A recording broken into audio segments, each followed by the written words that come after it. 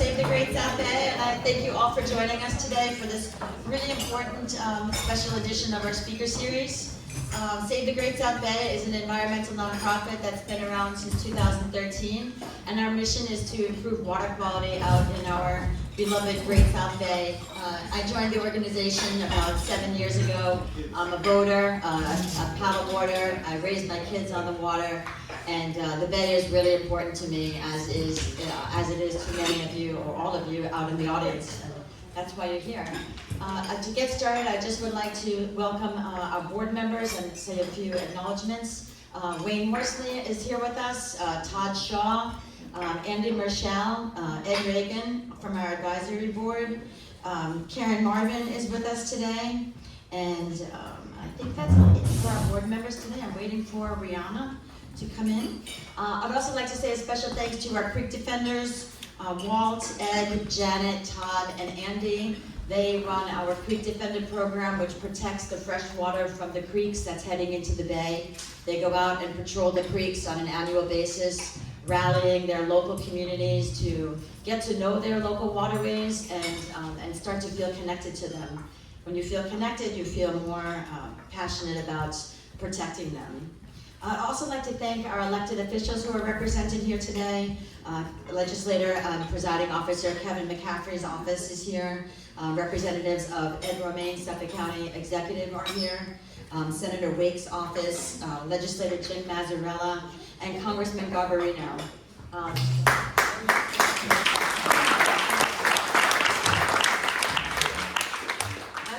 As we operate as a nonprofit, it's really important for us to work across the gamut. Water quality is not a red or a blue issue. It's something that affects every single one of us as people who live on an island. So we're really happy to work together with all of our local public officials. I also just want to say thank you so much to Susie, Kathy, Janet, and Kelly for all their help in setting up. They're volunteers for our organization. Our whole organization is volunteer-based. Nothing happens in our organization without the literally 1,000 volunteers that come out for us every year. I'd also like to thank the New York League of Conservation Voters and Lessings Hospitality for sponsoring these events for us. So just a big round of applause.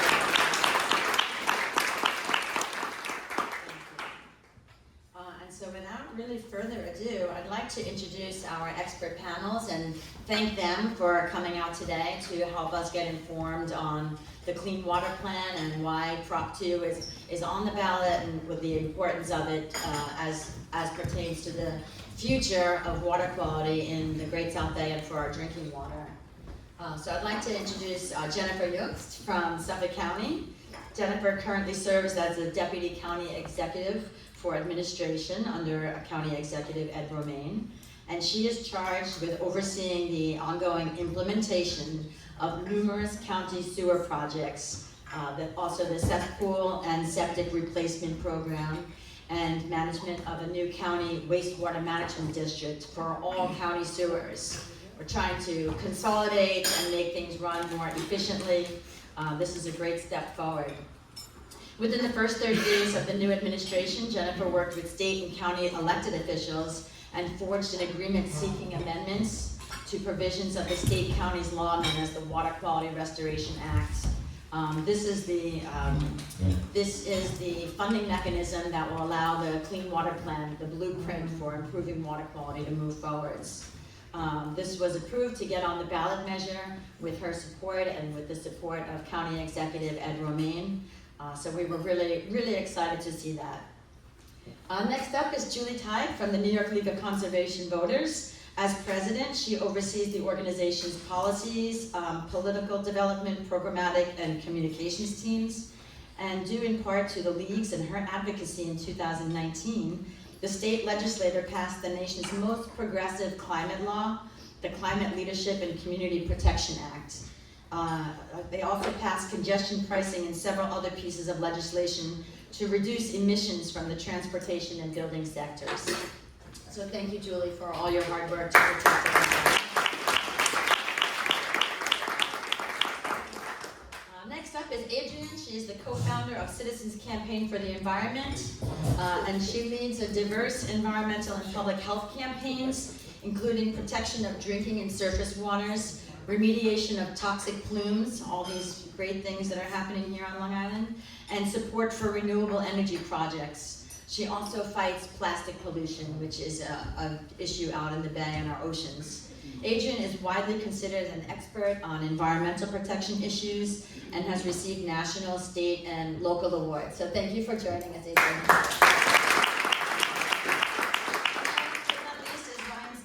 He is the executive director of the Long Island Federation of Labor and leads the 4th largest central labor council in the United States.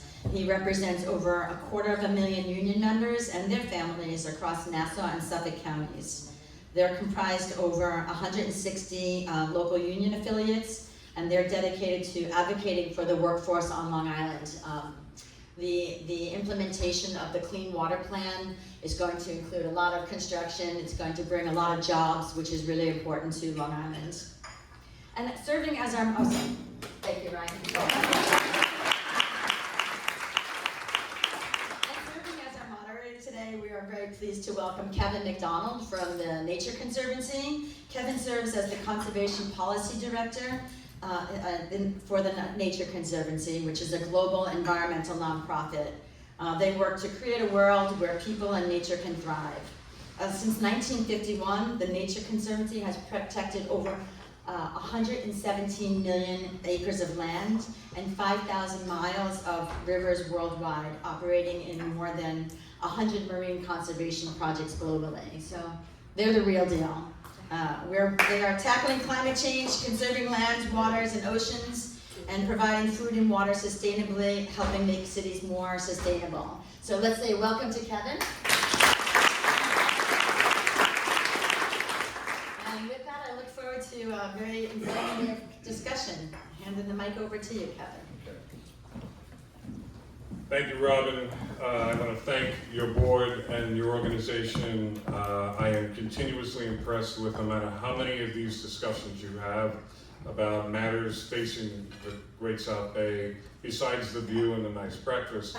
People get up early, they spend their time, they come to these events, they support you, and that is just only reaffirming testament to the continued importance of water quality and your connection to people in a way that makes it matter for them, and that they invest in you, so that we all invest in a better, successful recovery of the Great South Bay. So give yourselves a hand. So there's a very substantial ballot measure. How many of you did early voting already?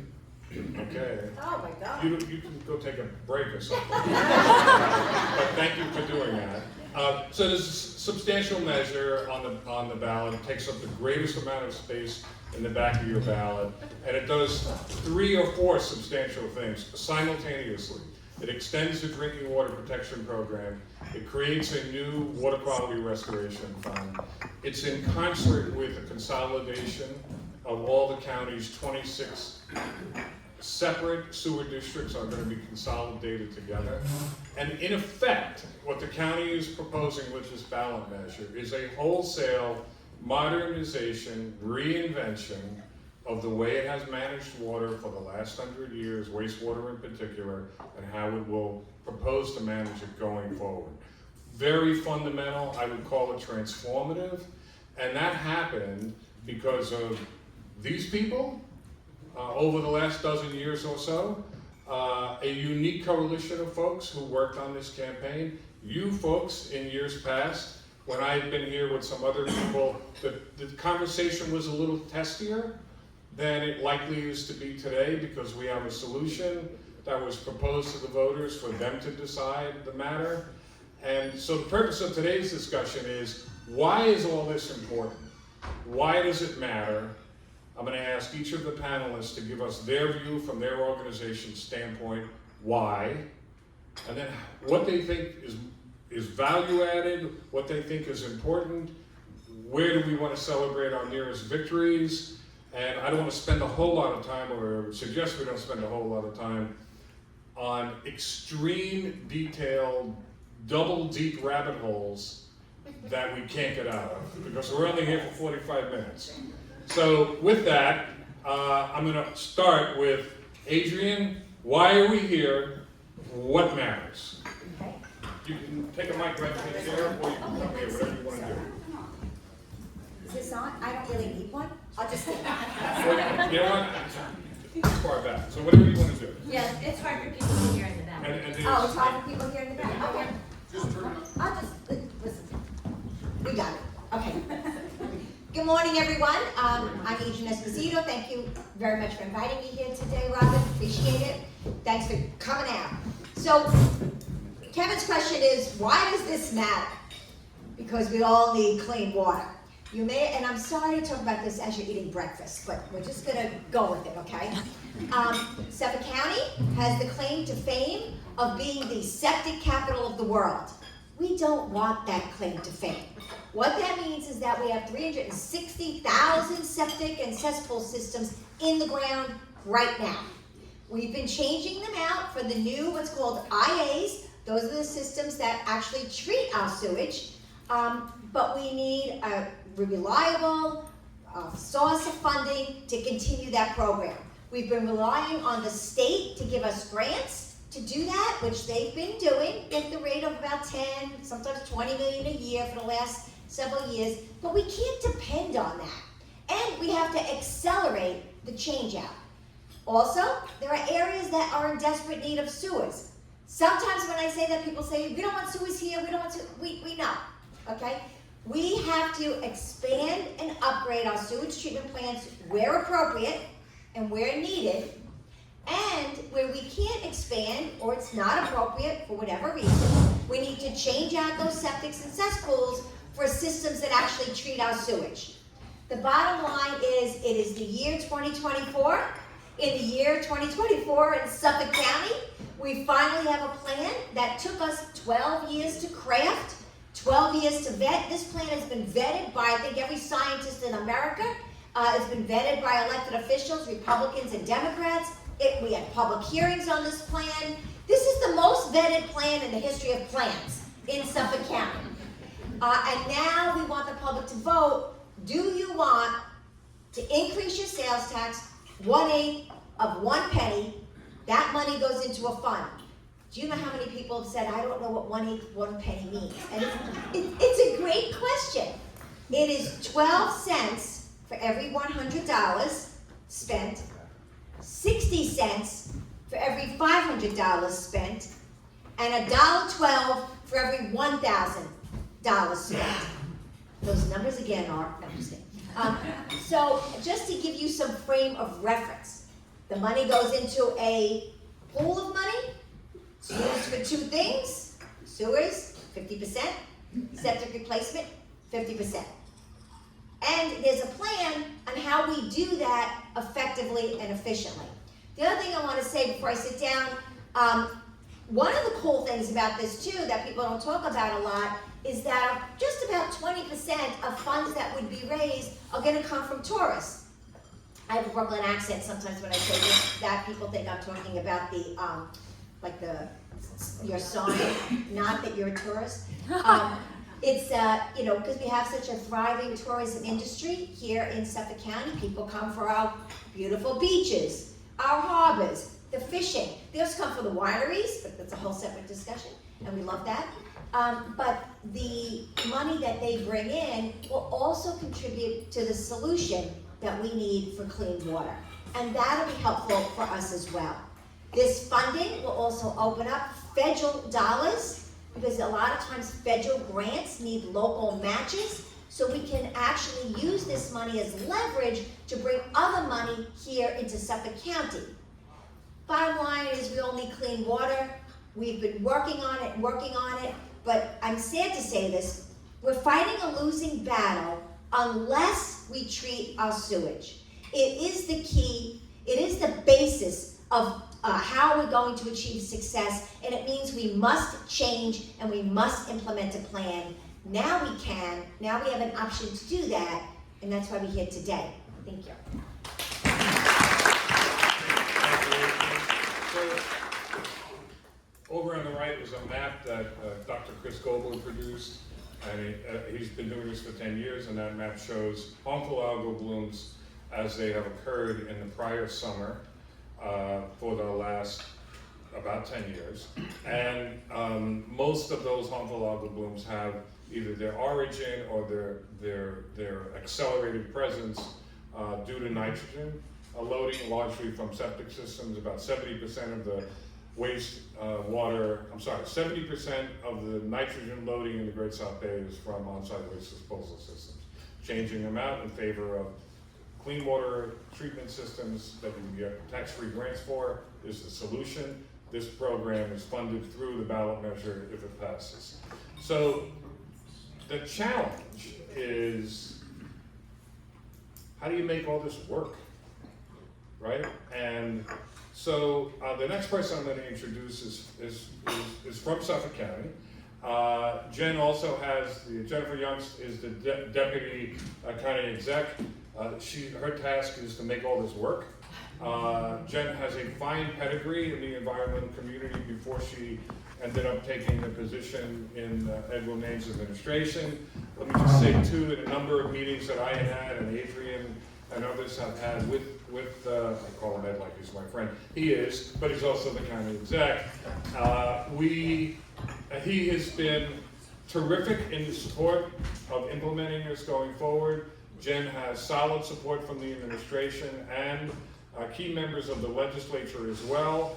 So apart from just being real new at a new job that is formidable, to say the least, Jen, if you give us a couple of thoughts on what you're looking forward to, what are some of your challenges, where do you need patience, and where do you need more help? Tell us the whole story any way you want. Thank you very much.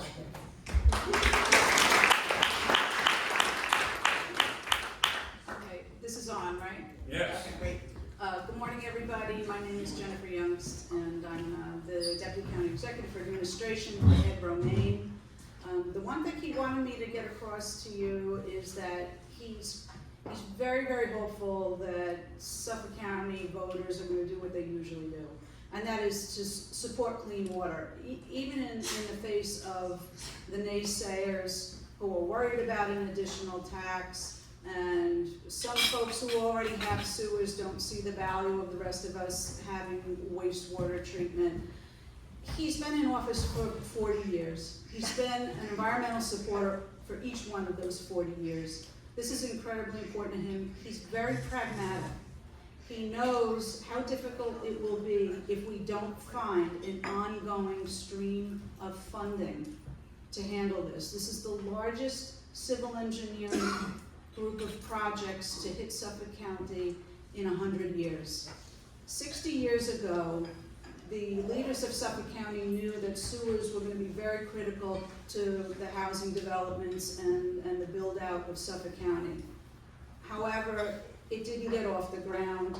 We hit political headwinds with Southwest Sewer District, and it was pushed aside, and building continued at a massive rate without addressing the wastewater problem. It was easy to put the cesspools in and septics in the 80s, and it wasn't until the more recent history when the science finally, the rubber hit the road with the science, and we finally started to understand what we were doing to ourselves and the generations that are going to come after us. And now we realize we have a very, very big problem in terms of the amount of nitrogen and emerging contaminants going into our surface and groundwaters. So when I came in, the task was make sure you fix the state law, because we can't afford not to fix it. So we locked ourselves in a room with our people that we were friends with, people we weren't friends with, but we managed to get it done. It was a really cooperative effort. I'm very proud of how everybody behaved, and we got it across the finish line. The next finish line, obviously, is next Tuesday. So if you ask me what am I waiting for, I'm waiting for Tuesday to be over. All fingers and toes are crossed. But so what happens if we're successful on Tuesday? How do we implement this? And we've been working on that. We took an assessment of what the sub-watershed plan intends to do, and thank goodness it's a flexible plan. I didn't want anybody to get the impression that this was a very expensive plan over 12 years that's going to sit on the shelf. That's not what it is. It's a living document. So within the first year, we are tasked with putting together a 21-member board that is going to assess all the projects that we have on the boards now. We have 15 projects teed up that have already been studied that are just waiting for funding. We've got 4 that are almost complete. We have 2 that are ready to get started at the end of this year. But the other 15 are the ones that we're very anxious about. And if we don't get the extra funding from the restoration fund, it's going to take probably twice as long as we need it to happen. If all of this infrastructure gets into the ground between sewers and IA systems, we're hoping that within 10 years we will be able to stop the degradation. That's huge. In 30 years, we're hoping to reach restoration. But that's how long it's going to take, and it's going to require a lot of money. And the funding that we anticipate being developed out of this program over the 35 years through 2060 is about $4 billion. Unfortunately, that's half of what we actually need. But just like you have to show how much money you have in the bank when you go for a mortgage or a business loan, it's no different for the county.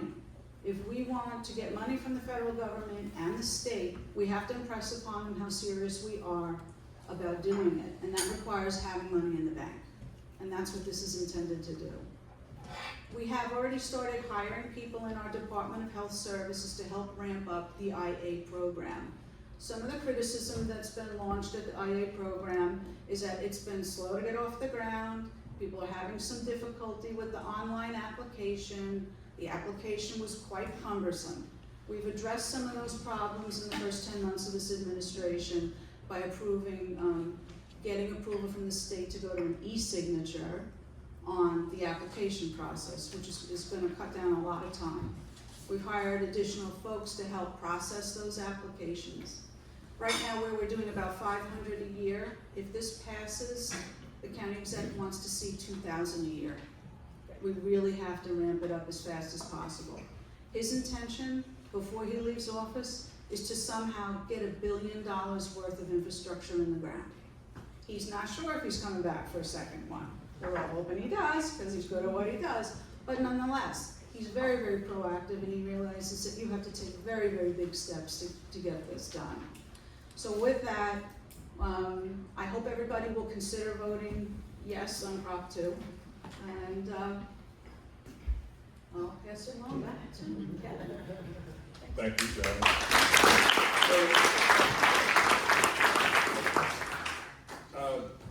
Significant as it is that this is the largest county public works project combined in 100 years, there is no other county in America proposing a scale of investment funded at the local level with state and federal money available at this time. Not happening. That's how big a deal this is. I hope people fully appreciate that. So, up next is Julie Ty from the New York League of Conservation Voters. Julie,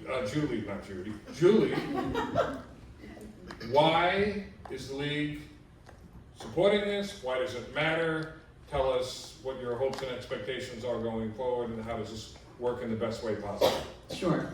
So I'm Julie Ty, president of the New York League of Conservation Voters. We're a statewide advocacy organization that fights for clean air, clean water, clean energy, clean transportation through political action. So I thank you to all the people who voted early. I do think the number one thing we can do to protect the environment is to elect people like Ed, who are prioritizing the environment, when they're in office. Because there's only so much we can do as individuals.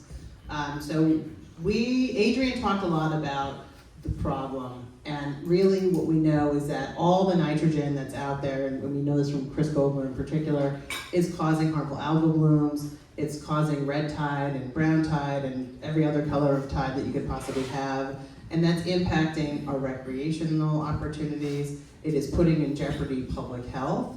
We all know that when you have harmful algal blooms, you have to be careful about the dogs drinking water, for example. The same is at risk for people. We are more likely to get diseases from contaminated water if we have all these harmful contaminants out there. And we know that our communities are also less resilient. right? One of the actions, I used to work at DEC, and one of the actions that we took following Superstorm Sandy was to tell the federal government as part of recovery, we needed to put sewers in certain places because the tidal wetlands weren't working the same way as they needed to be because they were impaired by nitrogen, right? So we know that this is something that is impacting our resilience, it's impacting our public health, and as well as making sure that we have the opportunity to clean up our water writ large. Because we know that's also impacting tourism, right? Because if we have the beaches are closed because you have contamination from sewage, nobody wants to swim in those waters. You're not allowed to swim in those waters, right? It impacts our fishing community, and we want to make sure that we know what an important part of the economy that is here in Suffolk County. So these are all things that really matter of like what are the environmental and public health impacts related to that. I'm not going to rehash what Adrienne said because we already know we need to deal with all these septic systems that are really old and outdated. It's a completely different story in Nassau County, right? 90% of Nassau County is on sewers and 10% is on septics. It's almost the opposite here in Suffolk. And so we really need to make sure that we're taking action and getting our folks out there. There is a lot of money available from the state and the federal government.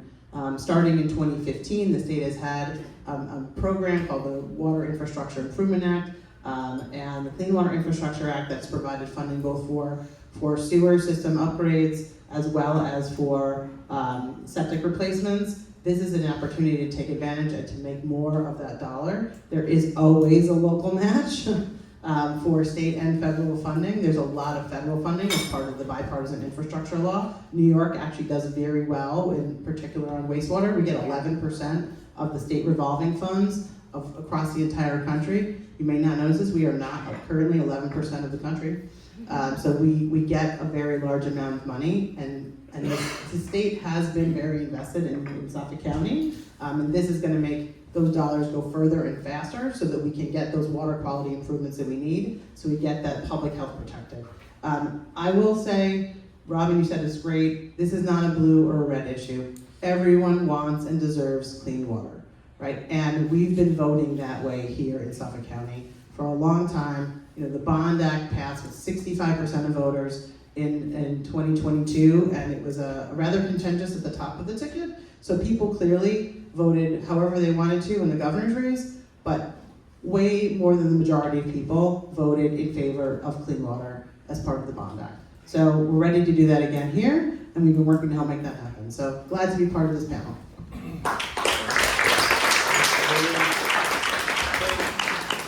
There's a major environmental component to this, right? And anything that takes 15 years or so, 12 years, 15 years, you know you're having some good times when you're making progress, and you know you're hitting the wall when you're stuck. And we got stuck plenty of times. And what we found was the broader our coalition got with unusual partners and different people, not that Ryan is unusual, no, I'm not saying he's unusual. Thank you. But it's not a conventional environmental coalition, right? It's a coalition of men. So Ryan, please, besides what's labor interested in, apart from the fact that your members live here, and all the reasons previously discussed, talk to the uniqueness of the moment, the people you're working with, present company excluded, and your hopes and expectations for what going forward might look like, please. If I could, before I answer the question, you'll notice I took no issue with unusual. Okay, thank you. Yeah, so hopefully over the long haul, Long Island and New York State will come to realize it's not going to be an unusual coalition going forward. I'd say about this project, this initiative had been worked on for about 15 years.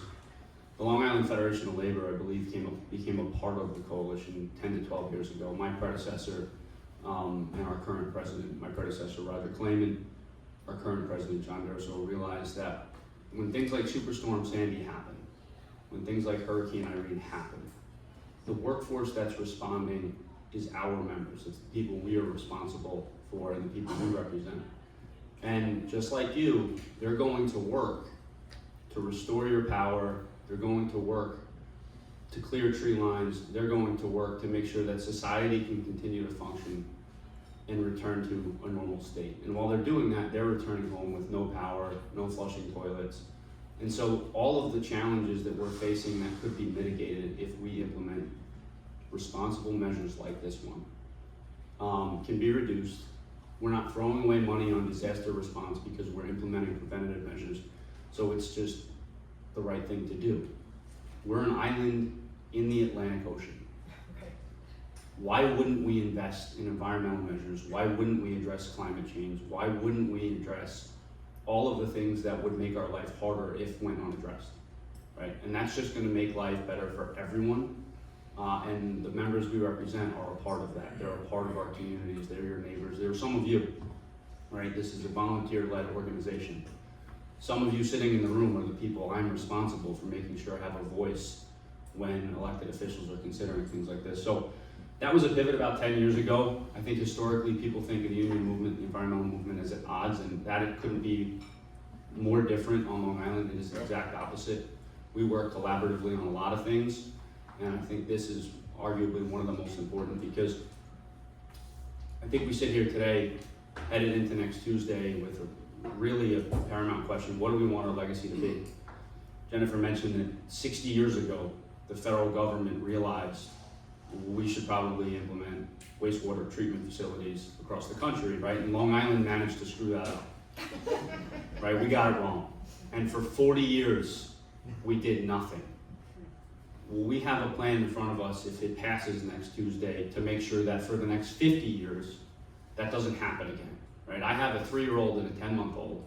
I want to be able to look, and my 10-month-old started sleeping this week. Yes, applaud that, please. This is the chipper, Ryan. No, really, and when they're my age, and God willing, I'm still around, I want to be able to look at them and say, when I had an opportunity to do something, I did something to make their life better. And I know each and every one of you, maybe you don't have a 3-year-old or a 10-month-old, but you have someone you care about, you have someone you want to deliver a better future for. That's what this initiative is about. I mean, it's pretty straightforward, and it's really important. It's been mentioned over and over again, and it's worth repeating that. To secure federal funds, to secure state funds, we have to have a local match, right? So this gives us the local match. But one point worth highlighting for those of you in the room, we wouldn't even have that chance to secure federal funds if not for, I know Lindsay was here, Lindsay Akesian is here on behalf of Representative Andrew Garbarino and Senator Schumer.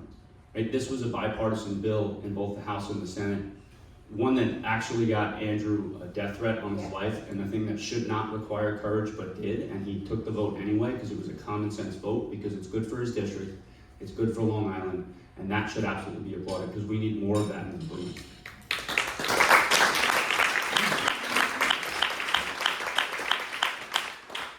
And then one final point. People think of the union movement, they think of sewer work and infrastructure and big, big things. Well, when that 10-month-old was about to be born the week before, my cesspool collapsed. And so the day after we came home from the hospital, we had an excavator on my front lawn installing an IA system. Again, this is about delivering a better future, and each and every one of us, when the time is right, can take the county program, implement it in our lives. We went and got a quote for a traditional cesspool just to see. It would have been $8,700. Because of the county funding, because of the state funding, it cost us $8,200 instead of what could have been a $30,000 project. Right, so if this initiative is implemented, it's saving you money, right? Because at some point we're all going to have to do that. So it really is just common sense. Thank you.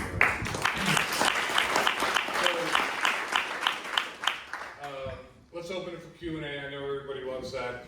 Please avoid a personal rabbit hole that we all can't get out of, and let's keep it at like mid-altitude level. And that way we can speak to the broader issues. We have about a half an hour or 20 minutes, so let's go through it. I'm going to cut it short if it's too detailed, and we'll move on and can have private conversations. Go ahead, sir. Just a quick. You want a mic for that? Or? Yeah, I've got a big voice. Okay, you can get us started. Just as a quick question. My one disappointment is we're not hearing a whole lot about the program itself in terms of what those things that are just about ready to be done are. Leaving here today, how can we learn more about those specific projects? Great question.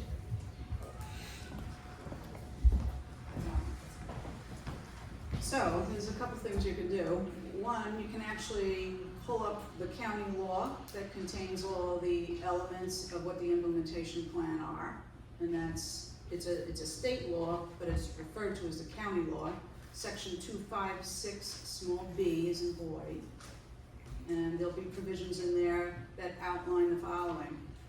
There'll be a 21-member board that's established, and the law defines what it is, and there are representatives from the federal, state, local level, and all other diverse groups, environmental, labor, across the board, community citizens as well. They are gonna have to review, based on the sub-watershed plan, what the priorities are for what sewer extensions need to be hooked up to existing sewer districts. Where are the best places to push the IA systems in these priority areas where the travel time to our surface waters is very short, so we get the best bang for our buck. They have to draft a report that then gets funneled to the county exec's office.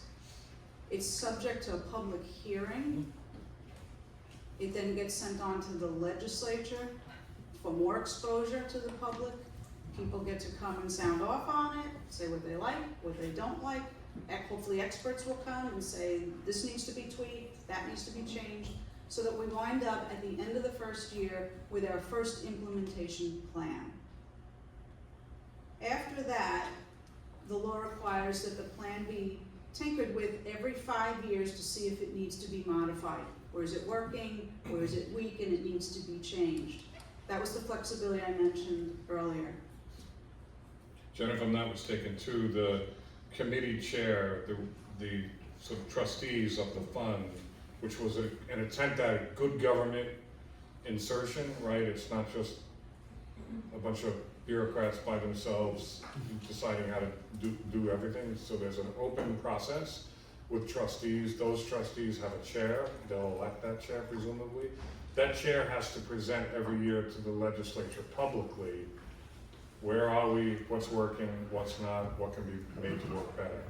Why? Because we expect that some things will work well and other things will need to be made to work better. Not because anybody's bad or not, not good at what they're doing, but this is all about correction to do better, not for finding fault.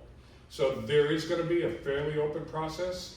The other thing you can do if you want to know more about, you can go to, if you want to know more about the ballot, you can go to voteprop2. I should know this, voteprop2.org. And if you want to know how to participate in the grant program, you can go to Google reclaimourwater.com, and that'll tell you how to participate in the grant program. But know that this is what change looks like. It's bumpy occasionally, and everybody understands that we have to do better. Go ahead, sure. Jennifer, can I just ask, can you speak, on the back of your agendas is the priority map for the areas. Can you speak, I think it's really important for people here, particularly because they're from the South Shore, that they see the priority areas and why they are probably affected or impacted themselves. Right, so the purplish pink areas are the priority areas where the sub-watershed plan experts have indicated. These are the areas that need to be tackled first. And those are for IA systems. There should be another map around that has the outlines for the sewer districts that already exist and the extensions that we also have, which have been planned for but are waiting for money. So most of those are on the South Shore as well. The North Shore, you'll see, has blue areas, and those are also very, very important because there's a lot of travel time to the sound as well. They'll probably be lined up second in line after the South Shore ones are done. That doesn't mean that if you have a failure, you have to wait, by the way. If you have a failure, you're going to get attention immediately. The whole point of this is to make sure that systems that need to be replaced are replaced as soon as possible. I did want to add one thing to this, to the structure of the implementation. That trustee board will be audited. It'll be a public audit, and it has to be published. So unlike some other funding mechanisms the county has used in the past, the state forced the county to be as transparent as possible, and the county electeds absolutely agreed with that. There was no fight on that. So there'll be a public audit, and it'll be published so people can see how much money did this program actually bring in on any given year, how much is going out for sewers, how much is going out for IAs. I can, if you want to talk to me or call me, and I can express to you, exactly what the projections are for how much the 1/8 is going to raise. I don't want to do a deep dive on accounting here today, but you're always welcome to call me. I'm a public appointed person, and we can get you that kind of information. The other component of this funding is also a change to your quarter penny program, which I assume a lot of people in the room are already familiar with. And that's also going to generate more dollars that will be split up, but in a different way, between sewers and IA systems. The idea being to push as much money into IAs where they're going to be needed, and push the appropriate amount of money into sewers where sewers are appropriate. So if I can also just, the other thing that's really important is all these meetings of trustees, they're all open to the public. So there's the transparent, there was a fairly exhaustive effort to get as much transparency as possible in this, so that everybody had a higher comfort level about what they knew was going on, to keep everybody honest, and to keep everybody feeling the love from its residents to do the best job they could going forward in the implementation. Go ahead, Adrienne, and then we'll move to the next question. Yeah, just succinctly to answer your question. So the legislation doesn't set up a priority list. The legislation sets up a system of how we, with transparency and good government, craft the priority list. Yep. We have the science that'll guide them, and some things are going to rise to the top, like we're probably Mastic Shirley, where they have, they're divided into 4 sections. We have new sewer system infrastructures going up for 2 of the sections there, but the other 2, there's no funding yet, and we need funding to do that. But the overall plan and what gets funded as a priority needs to be crafted and vetted before it's implemented. And we were really clear that it has to be a transparent process. So stay tuned for a more substantive answer to your question. The last point I'd make on that, just because it's real, is this is, the county's not going to say, here's your surprise, and this is how we're doing it. It's a conversation with your elected officials in your village or your town, with the public, right? And communities that come to consensus, frankly, are going to probably move faster than communities that argue about everything. I live in Hampton Bays. We couldn't even agree today that the sun has risen and that there's partly clouds and part sun. It would be an argument for 4 weeks, right? So that's a community that will be probably last, because they'll still argue about being last, right? So bear that in mind going forward. Communities that can function together, that have decent civil infrastructure, will do better than those that don't. Just saying. Next question. Way in the back.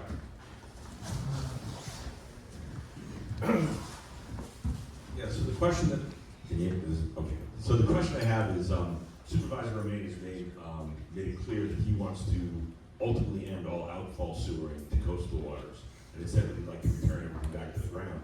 The original EPA guidance when we were building out the sewer systems was that ultimately everything does have to be recharged, because even though you might mitigate nitrogen, you also end up lowering your water table and losing your drinking water. So in terms of this expansion of sewers, is the plan ultimately to build plants kind of like the one in Selden, where they're permitted for 2.36 million gallons a day, they treat it to a tertiary standard and return everything to the ground? Or is the plan to continue to expand ocean outfall? The plan is to move on to tertiary. He's heard the comment about reuse, he's very concerned about it. And can you speak to the number of the 360,000 that will actually go to sewers? And how, like the ratio of sewers to IA systems? The ratio is pretty much what's been disclosed in the sub-watershed plan. About 25% of the island will be sewered. 75% can't for, engineering purposes and scientific reasons. It's just not, it's cost prohibitive, and it may not work well. There's too many shallow areas, deep areas, whatever. So 70% approximately are gonna wind up being IAs. Back to the recharge issue, we have already set aside to do a study at Bergen to figure out how much more. We do some reuse at Bergen inside the facility. We want to increase that, and we are working with the DEC to get permits and approval on using gray water back onto the county golf course there. He's very, very interested in reuse, so, and the state law provides for it, and that was good foresight on behalf of our elected leaders to put that in there. But I want Good. I'm going to become a lot less popular right now. I just want to issue a warning. I know everyone claps when we say reuse, and we're strongly for reuse as well. But we need to be very methodical and judicious, because when you recharge treated effluent, even at the tertiary level, back into the ground, it mixes with the groundwater. And what's in that treated effluent, many times, as we know, is PFAS chemicals, 1,4-dioxane, other volatile organic chemicals, and other materials. So we need to understand better that we're not contaminating the groundwater source, because then we have to pay to filter it, and the filtration is excessively expensive, complicated, and the best way to treat our groundwater is by preventing pollution in the first place. So there's kind of this, tug between, we need to reuse water because we need to make sure we're not depleting our aquifer system. On the other hand, we need to make sure that we're not kind of recontaminating the groundwater source we have. So we have a very, my organization, we have a very judicious, cautious, careful approach to this. We love some of the reuse strategy that we've seen, like in Riverhead, like at Bergen Point. They're doing some great stuff in Nassau County as well, where they really need it. But I just want to put that note out there so we can think about that as we proceed. Adrienne, that's thank you for an honest, word of caution on this. And I would underscore, this is what change looks like, folks. It's we have a lot of ideas, we have a lot of things to do, we have more things to do than we have people to do it. So it's going to take some patience, it's going to take some time, and honest errors will be made that will have to be corrected, and we have to learn. This is a learning process going forward. So, Tom, there's a person behind you with their hand up. And in front of you. Good for you. Nice place for Tom. Go ahead. Hi. So you're in a room full of people who support what you are trying to do. I'm on social media a lot, looking at what my friends are saying, what my relatives are saying. What kind of quick talking points can I give relatives and friends that don't see a reason for Prop 2, and I would like to try to persuade them to vote for Prop 2? What quick talking points can I give them? Anyone? All right, first of all, obviously there's a palm card on your table. Everyone that has palm cards, those are available on the website that Kevin referenced before, that can be used to help promote the information. Two is, if not now, when? Right, we need to invest in water infrastructure, full stop, right? Nitrogen is a serious pollution problem here in Suffolk County, and it needs to be addressed, and it's gonna take all of us to contribute to that. And if we're talking about 12 cents per $100? 12 cents on $100. Right, that's gonna be able to leverage federal funding and state funding. This is a way for us to make those dollars go further. Typically for sewer infrastructure, you get $3 for every $1, right? The state of New York usually does a 75-25 split. So they are willing on their grant programs.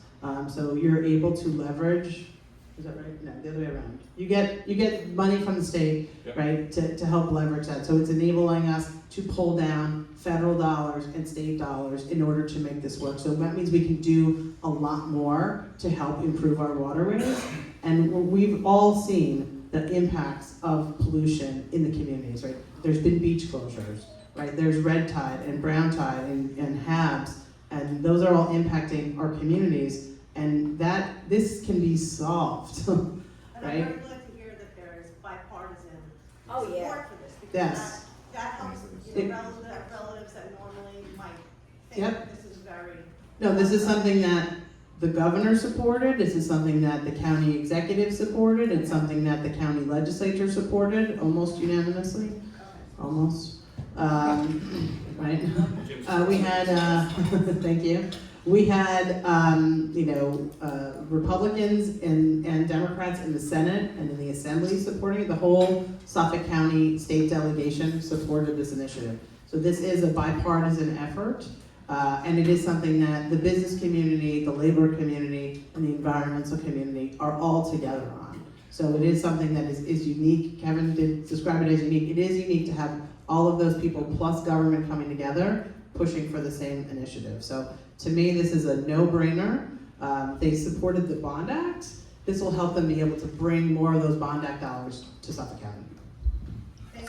So I talk to a lot of contentious folks too, and I would say, and what I do say is, look, in Suffolk County, we have 1 million people who are allowing their sewage to go into our drinking water and then leach out into our bays and our harbors and our beaches. This is not sustainable. This is not how people live in the 21st century.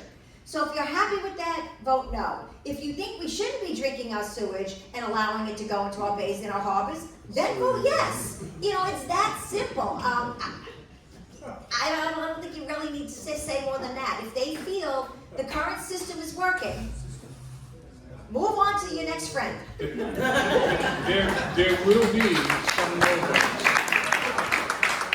It's okay that some people vote no, so long as more people vote yes. And then the last point I'd underscore, just to reinforce Julie's comment, some of the federal money is not going to be around in 5 or 7 years. And somebody could say, there's always a better time to do this. Let's do it later. Well, you can do it later, and then someone will go, the very same people who will be critical of the moment now will say, you know what, there should be more federal and state matching funds. Yeah, we spent all that because you asked us to delay, right? So after a while, it just gets kind of nuts, and you just let people do what they want to do. You give them the information, which is ridiculously compelling, in favor of a yes vote, and some people still aren't persuaded.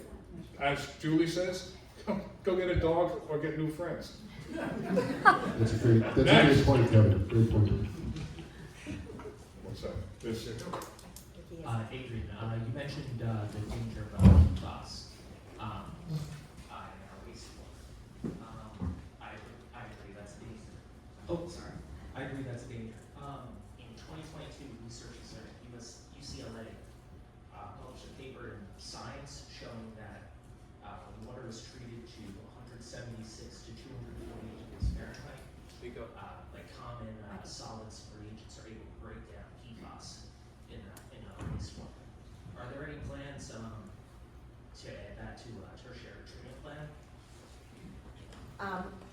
And I think that was one paper, and there's other papers. So just so people know, PFAS is also called the forever chemicals because it is very difficult to break the bonds of those chemicals and break it down into things that are non-toxic or less toxic. But one of the things that works really well with PFAS is carbon filtration. And that's the good news. So we know how to filter PFAS out. We do it all the time in our drinking water. It's called GAC, G-A-C, Granulated Activated Carbon Filtration Systems. And that filters PFAS down to almost 0 parts per trillion, which is like the lowest level you can imagine. So we do know how to filter it out. It's just so expensive. To answer your question, I don't know if they're considering that particular technology. But even the carbon filtration systems, which are on many of the Suffolk County Water Authority's municipal drinking water wells, they cost about $1 million each, and then you have to maintain them and know that you're changing the carbon out quick enough so that it doesn't act as an entity that's reintroducing it into the drinking water. But it's safe to say that that's an option that can be explored because the statute allows for it. Yes, that allows for it. but it's expensive, and so my argument would be to prevent it from going in the water in the first place. Yep. Thank you. All fair points taken. Okay, we're One more. approaching 10:30, so this is the best question of the day. Absolutely. Thank you for coming, esteemed board, and Kevin, thank you also for being here to moderate. I just want to make this as brief as possible, but I think it's important to preface that I have a background in science. I have a master's degree in environmental engineering with emphasis on hydrology, and I have a PhD in earth and environmental sciences, and in addition, I'm an oyster farmer. I draw a living out of our wonderful Great South Bay. The oysters that we pull out of Great South Bay are among the best in the world, and I think we should all be very proud of that and our history of Great South Bay. So I'd like to point out that in 2011, there was a study done here in Great South Bay, and I've worked in academia. At that particular time, I was working in Dowling College at the Department of Earth and Marine Sciences, and Aaron Kinney and Ivan Villela, who authored a paper that was cited in the Newsday article that was printed last week. Is there a question?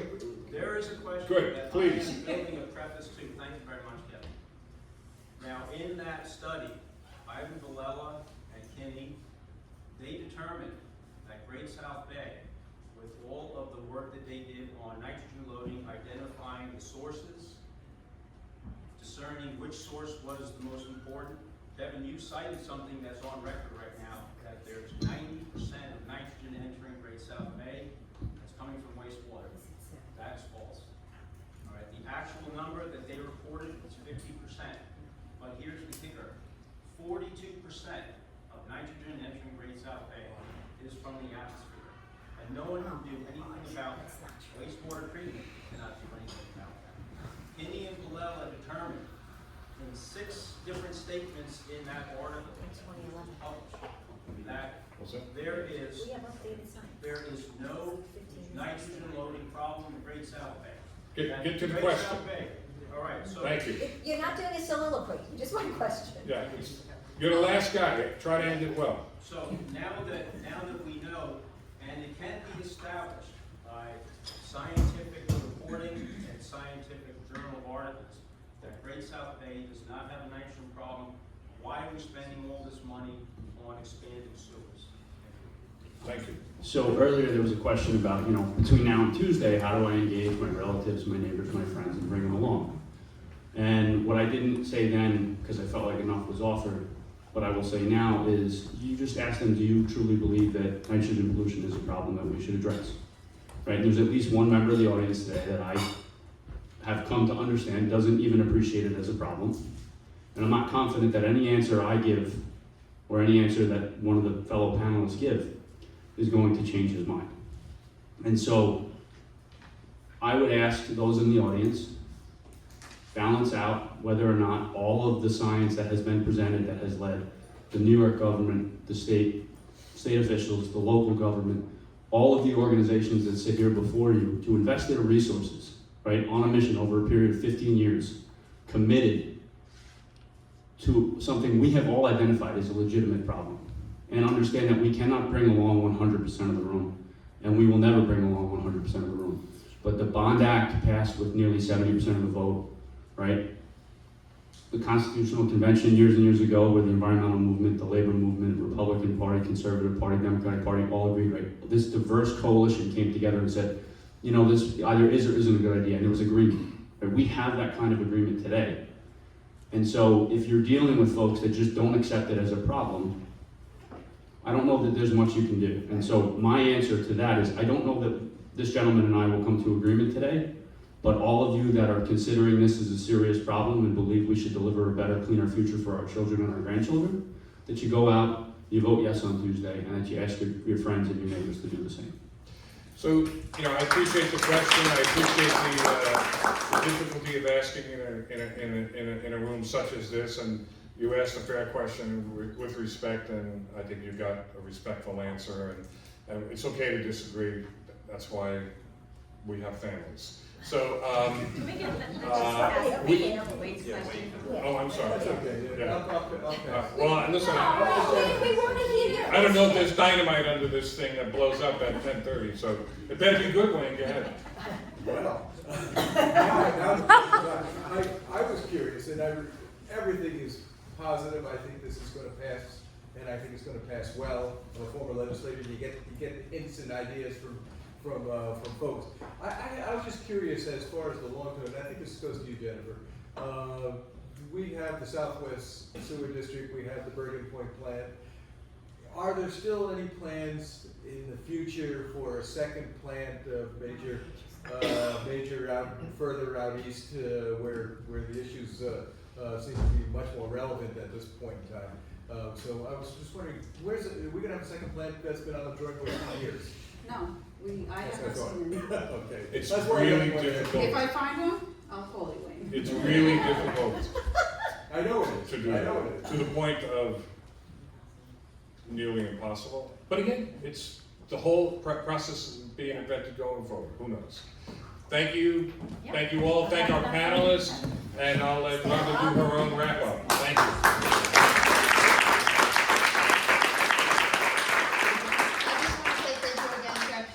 Adrienne, Jennifer, Julie, and Ryan, and to Kevin for moderating today, and to all of you who are coming out. Please feel free to take the materials as talking points to talk to your friends and families. We do have lawn signs up at the front for anybody who wants to put one out on their lawn. Feel free to take them, they are free. And thank you again for voting on Tuesday.